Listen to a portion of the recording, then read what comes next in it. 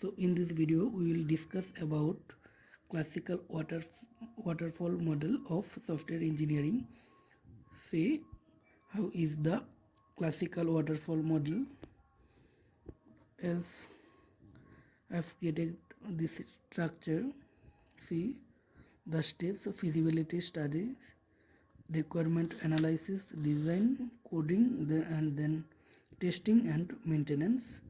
Now see all the steps in detail. In this step, feasibility study, it is determined whether it would be financially and technically feasible or not to develop this software. Requirement analysis.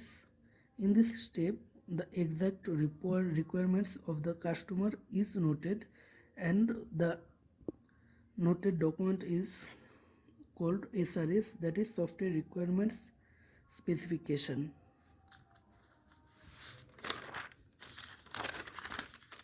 You see, design. The goal of the design phase is to transform the requirements into a structure that is suitable for implementation, and the implementation is done by coding. See the coding part. Software source codes of the software are written in this phase. Each component of this design is implemented as a program module. There are three types of testing. See, unit testing. The program modules are tested to determine the correctness.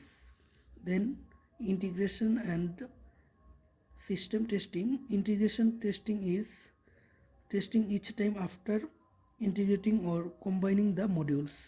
As there are many modules, so after adding the modules one by one, every time this is checked. Then see the system testing. So it is performed after creating the or after developing the software, and its aim to be sure that the developed software is correct according to the SRS or not. Then the types of system testings: alpha testing, beta testing, and acceptance testing. Alpha testing is performed by software development team. Then beta testing is performed by friendly customers, and acceptance testing is tested by customer himself.